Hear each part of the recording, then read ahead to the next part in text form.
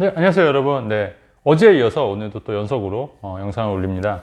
오늘은 오랜만 사무실에 나와서 사무실에서 영상을 찍는데 아무래도 사무실이 조금 더 그 좀 마이크 소리라든가 이런 게 좀 잘 들리실 거예요, 그죠? 그래서 사무실에서 영상을 찍는데 어제 그 새벽에 그 미국의 이제 기준 금리가 0.75포인트 올랐죠. 그래서 빅스텝이 한번 더 이루어졌습니다. 그래서 오늘 주시장은 좀 마이너스고 그 여파로 아무래도 그다음에 환율이 이제 1,400원을 이제 뚫었다 뭐 이런 게 보니까 환율이 진짜 1,400원을 넘었더라고요. 그래서 이제 거기에 대해서 이제 제 견해에 대해서 좀 말씀을 드리고 최근 또 좀 심각한 문제가 그 러시아가 이번에 그 국민 동원령을 내렸죠. 그래서 뭐 30만 명 동원령을 내리다 보니까 이제 일반 이제 젊은이들이 이제 해외로 탈출하는 사람들도 있고 굉장히 지금 반발이 심하다 이런 게 또 뉴스에 많이 나왔습니다. 그래서 그런 거 관련해서도 우리는 저 또 투자자 또 내 집 마련하기 위해서 또 어떻게 대응을 하고 또 이런 거를 어떻게 해석을 해야 되느냐 이런 부분에 대해서 좀 얘기를 하려고 합니다.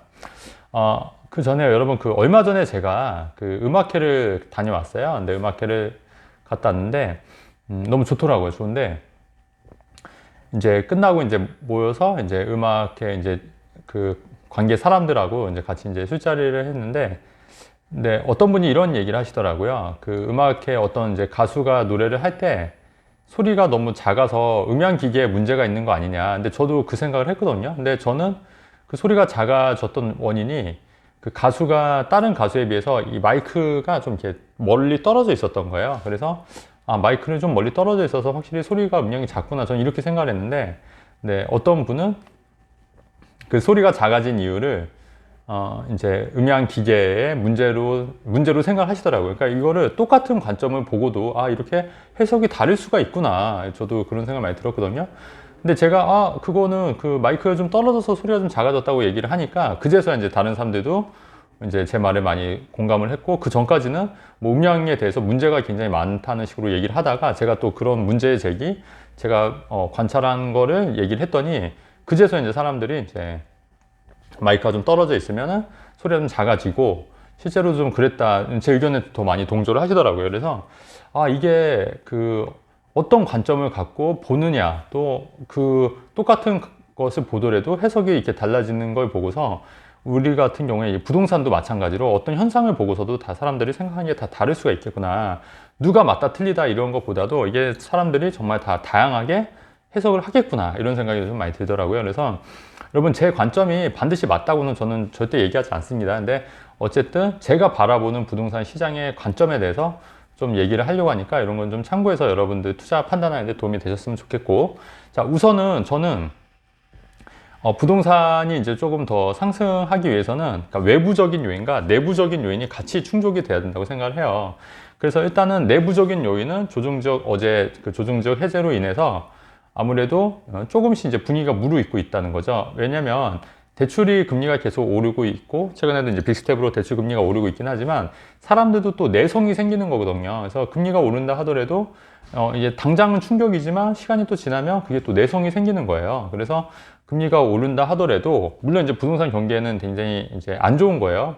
하지만 이게 금리만으로도 금리가 무조건 오른다고 해서 또 부동산 경기가 또 부동산이 하락하는 건 아니니까 이게 내성이 생기기 때문에 이제 사람들도 또 이제 그런 측면에서 어느 정도 내성이 생기고 있는 거고, 거기에다가 이제 조정적 해제가 어제 발표가 나면서 물론 이제 일부 수도권 지역만 해제가 됐지만 그래도 규제가 이제 풀리기 때문에 아무래도 이제 시장에서는 좀 더 거래가 좀 원활하게 돌아가겠구나 해서 그런 어제 규제가 풀리고 나서 매도를 하겠다고 하신 분들이 갑자기 이제 안 팔겠다고 하시는 분들도 꽤 많이 늘어났을 거고, 실제로 그런 기사들이 많이 나오더라고요. 그러니까 사람 심리가 아주 작은 변화에도 이렇게 대응을 한다는 거죠. 쉽게 마음이 또 결정이 돌아서기도 하고. 그리고 실제로 지금 보면은 최저가들이 오히려 신고가를 넘어서는 지역들도 있다. 그리고 거래량이 지금 굉장히 안 좋다 하지만 활발하게 이루어지는 지역도 있습니다, 여러분. 그래서 제가 항상 강조하는 게 모든 지역이 다 떨어지는 것도 아니고 또 일부 어떤 지역에서는 오르고 있는 지역도 있고 또 거래가 활발하게 되는 지역도 있기 때문에 이거를 뭐 단편적으로 일률적으로 무조건 집값이 하락하기 때문에 뭐 부동산 투자를 안 해야겠다 이렇게 생각하는 것보다는 이게 개별성이 존재하기 때문에 지역마다 또 다른 개별성이 존재하기 때문에 이런 거를 잘 참고해서 의사결정을 하셔야 된다고 제가 누차 말씀을 드리는 거예요. 자, 그러면 내부적인 요인으로 봤을 때는 어떻죠, 여러분? 부동산 경기가 그래도 이제는 조금 뭐 중장기적으로 떨어질 수도 있지만 그래도 좀 약간 그 매수 심리가 좀 살아날 분위기가 반전이 조금씩 되려고 하고 있고, 또 이게 뭐 바닥에 근접했거나 아니면 바닥을 이미 찍었을 수도 있겠다 이렇게 생각하시는 분들이 있고, 또 저도 이제 개인적으로 좀 그런 부분 그렇게 생각하거든요. 저는 이 부동산 하락기가 오래 갈 거라고 생각하진 않아요, 저는. 그래서 이게 오래 갈 것 같진 않고 여기서 이제 조금씩 이제 바닥을 좀 다지고 있는 구간이라고 저는 생각을 하기 때문에 그렇게 이제 생각을 한다는 거죠. 근데 이게 내부적인 요인이고, 외부적인 요인은 뭘까요, 여러분? 그럼에도 불구하고 푸틴이 진짜 미쳐가지고 진짜 핵을 한번 날렸어요. 그러면 안 되겠지만, 그러면 진짜 그거는 걷잡을 수가 없는 거죠, 여러분. 걷잡을 수가 없고, 잘못하면 이제 세계 경제가 다 같이 무너질 수도 있는 그런 거기 때문에 사실 그런 가능성도 전혀 배제하지 못한다는 거죠. 근데 그거를 푸틴이 핵을 발사하고 안 하고 누를 거다 안 누를 거다, 그거는 사실 제가 알 수 있는 건 아니지 않습니까? 그죠? 그리고 그거는 굉장히 사실 그 미래는 예측할 수가 없는 거예요. 그러면 외부적인 요인에서 만약에 최악의 경우에는 정말 그렇게 됐을 때 부동산이고 뭐고 다 진짜 폭망하는 거죠. 그렇지 않습니까? 뭐 주식이건, 주식뿐만 아니라 삶 자체도 막 폭망할 수도 있는 거예요. 세계 경제가 뭐 제3차 대전으로 간다고 하면은 그렇지 않겠습니까? 사실 그런 가능성도 전혀 배제하지 못한다는, 전혀 뭐 무시할 수 없는 거 아니겠습니까? 그런 부분이 있고. 하지만 또 한편으로는 저렇게 이제 러시아 국민들도 이제 일어섰고, 그 다음에 요번에 약간 무리수가 있고, 그 다음에 이게 자꾸 이제 세계 여론도 또 세계가 공조해서 이제 푸틴이 이제 실각하거나 아니면 국민들의 손에 의해서 이제 내려오던가 이렇게 될 가능성도 또 있는 편이잖아요, 사실은. 그러면 어쨌든 러시아 우크라이나가 이제 어느 정도 해결이 이제 일이 잘 순조롭게 풀리게 되면 어떻습니까? 당연히 부동산이나 이 경제도 다시 활성화가 될 거고, 그러면 그동안 억눌려 왔던 부동산 경기도 살아날 수밖에 없는 거잖아요. 그러니까 이렇게 다양한 시나리오를 가지고 우리는 이제 투자 결정을 해야 된다는 얘기고, 그거를 단정적으로 미래를 예측할 수는 굉장히 힘들다는 거죠. 근데 여러분, 그럼에도 불구하고 제 생각은 저는 러시아 우크라이나 전쟁이 러시아가 굉장히 불리해지고 있지 않습니까? 시장 상황도 지금 전황도 그렇고, 러시아가 저는 결코 이번 전쟁에서는 승리하지 못할 거라고 판단하고 생각을 합니다. 바람이기도 하고요. 왜냐하면 명분이 없는 전쟁을 일으켰어요. 명분이 없는 전쟁을 일으키다 보니까 국민들도 다 저항하고 있는 거고요. 명분이 없다 보니까 이길 수가 없고, 이겨도 상처만 남는 전쟁이 남을 거라고 생각합니다. 그리고 그게 결코 이긴 전쟁이 아니다. 명분이 없기 때문에 저는 그렇게 생각합니다. 단순하게 봤을 때. 자, 그렇게 보면은 궁극적으로 이제 러시아 우크라이나 전쟁이 이제 어느 정도 마무리가 되고 이 문제가 해소가 되면 환율이라든가 이런 것도 좀 안정세로 들게 되면은 경제라든가 이런 부분이 좀 활성화가 되고, 무엇보다도 이제 물가가 이제 좀 더 안정적으로 잡히기 때문에 금리 인상이 뭐 계속해서 올라갈 필요가 없는 거죠. 그래서 저는 그렇게 되는 게 제 바람이고, 또 그렇게 되는 게 또 세계 경제나 뭐 우리들을 위해서도 그게 바람직하지 않겠냐, 저는 개인적으로 그렇게 생각합니다. 그래서 그런 식으로 전개가 되지 않을까 하는 게 제 바람이자 생각이고, 전망이라면 전망인 거예요. 그러면 내부적인 요인과 외부적인 요인이 어느 정도 충족이 됐을 때는 당연히 이제 경제라든가 이런 것도 좀 좋아지겠죠. 자, 그렇게 되는 거고, 여러분, 그리고 이거는 이제 여담으로, 여러분 지금 환율이 많이 오르고 있잖아요. 1,400원에서.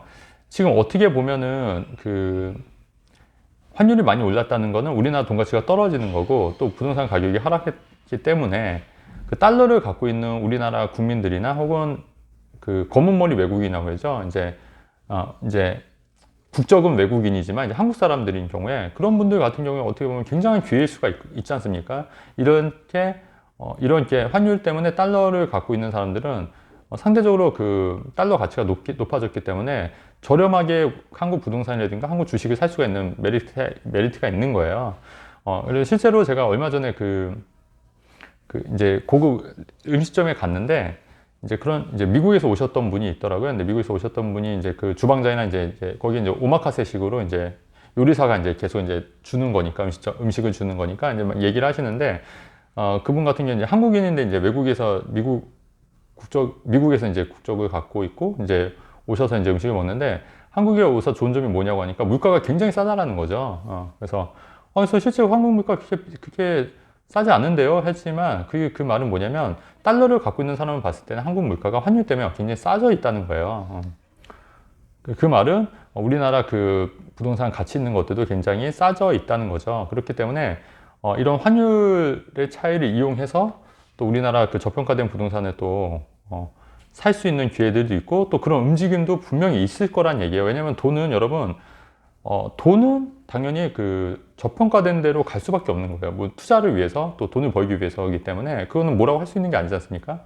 그래서 그런 기사들이 이제 슬슬 나오기 시작할 겁니다. 그렇게 되면 그때부터가 또 이제 바닥을 또 찍고 이제 서서히 올라가는 부동산 시장이 올라가는 분위기가 아닐까. 그러니까 꼭 우리는 이제 글로벌 시대이기 때문에 꼭 우리나라 사람들만 부동산을 사야 된다 이런 건 아니에요. 외국인들도 우리나라 부동산을 살 수가 있는 거지 않습니까? 그런데 우리나라 이렇게 환율이 올라갔으면 우리나라 돈 가치가 떨어졌고 또 부동산 가격이 이렇게 침체가 돼 있으면 굉장히 저렴하게 구입할 수 있기 때문에 반드시 이렇게 저렴해진 부동산을 살려는 수요가 분명히 있을 거라는 얘기예요.